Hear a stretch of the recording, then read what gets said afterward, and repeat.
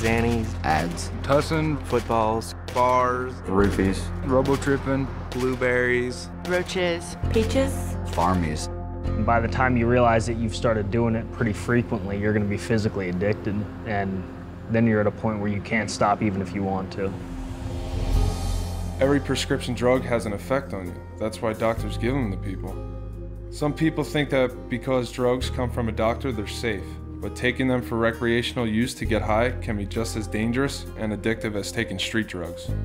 A pill can have a totally different reaction on you than the person it was prescribed for. So a drug that's okay for somebody else could be dangerous for you. Because of potential for abuse and addiction, the DEA puts many prescription drugs in the same category as opium and cocaine. They're made obviously by pharmaceutical companies. There's basically 4 different categories: depressants, opiates, and morphine derivatives, stimulants, and antidepressants. They come in capsules, tablets, and liquids.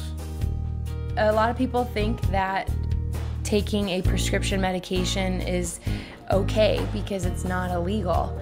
But the truth is that taking a prescription drug or giving a prescription drug is a form of using drugs or drug dealing.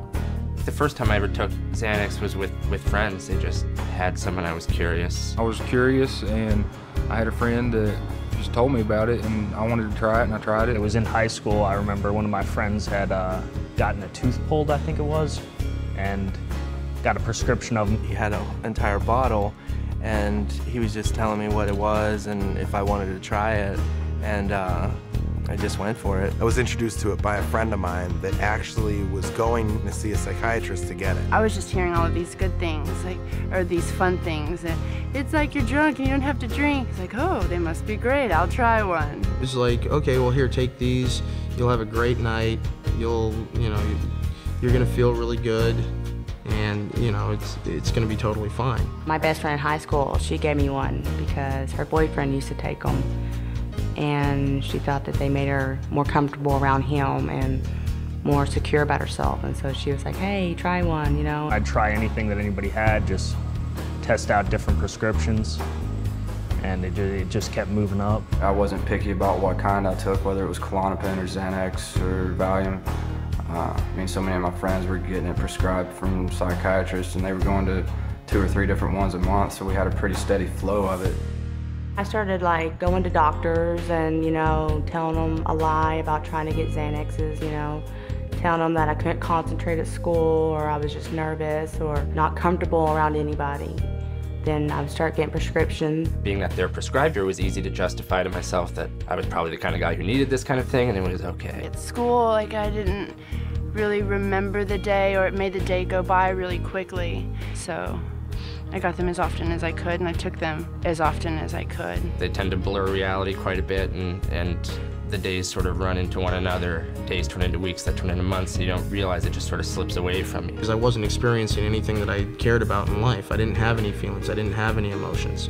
Kind of lulled myself into a false sense of security, feeling like I was getting away with stuff, even though I'd still have to deal with it when I came down. You're constantly high, so you're not yourself. You're not the person that anyone in your life knew you as. You're some stranger to them, and you're mean. I would steal from my mom, I would steal from my brother, I would act out at family functions, I'd make a fool of myself, I would embarrass them, I would tell them things that I didn't mean, be very hateful. And it got to the point where my family kicked me out of the house and weren't willing to have me around when I was taking it because of how violent I would get. Within 24 hours, you're starting to come down and you crash off of it. Feeling like the worst case of the flu, can't move, can't think, just don't feel like yourself at all. Feel yourself starting to get depressed, being just less happy with everything around you. I was very depressed. My panic attacks and anxiety was at a very high point. I would be very emotional. I would start crying, angry. When you're in that position, when you're feeling really physically ill and you know that you can get rid of it, it can be gone in 20 minutes. It's just all too easy to reach over and grab some more. By the time somebody's been addicted for so long, they don't have enough strength left in them to actually try and do that, so it's just easier to stay high. I would black out, and you're like, okay, what happened for the last 2 days? You'd piece things together, and you couldn't remember it one bit, totally black. When I would black out, I was completely awake, but I have no recollection of what happened. On my way home from the party, I got into 3 different car accidents because I was blacked out and I had no idea what I was doing. Got to my mom's house and the cops were coming. I knew they were coming. My only solution was my plan was to blow up my car in my mom's driveway. So I went out and I set my car on fire. I passed out at a party. I woke up.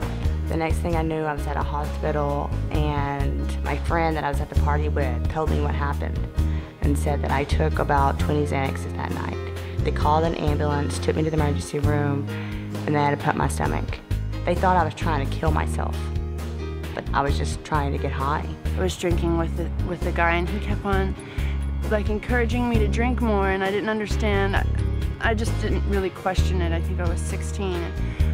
And then about a few hours later, I woke up in his bed and we were having sex, and I started crying and I pushed him off of me. I don't know how he thought that was okay. I don't know how I didn't say no. I don't remember, so I assume that I did, but maybe I didn't. Like you just don't know.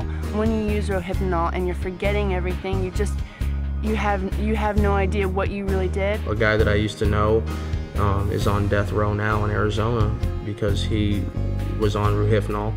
He took a lot of them and ended up killing somebody. A buddy of mine continued to go in and out of the bathroom using Ritalin, and he managed to put himself in a state of unconsciousness and jump off a 6-story balcony, and when he hit the ground, he was immediately dead. I nodded out in a bedroom and woke up to find my friend. He was laid out on the floor. He had overdosed and passed away. He'd been laying there for 2 days.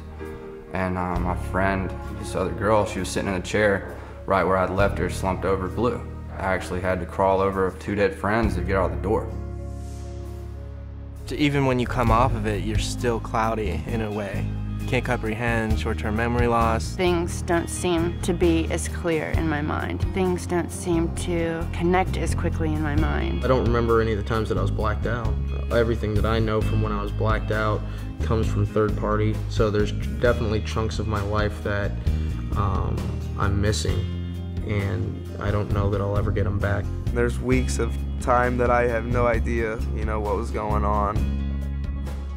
The people who want you to buy these drugs don't care. They really don't care about what happens to you.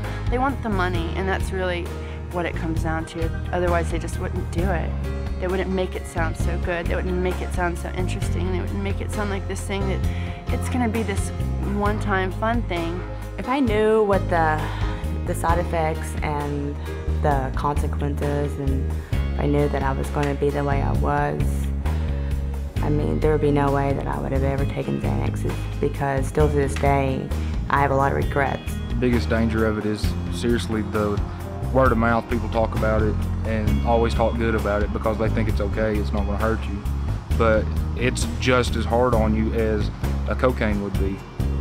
Eventually it gets to where it grabs hold of you and sucks you in. Just because it's readily available, or just because you can get it from your doctor, or just because your mom has it in the medicine cabinet or whatever, doesn't make it okay, and it doesn't mean that it's safe. I remember when I was little, you got TV saying just say no.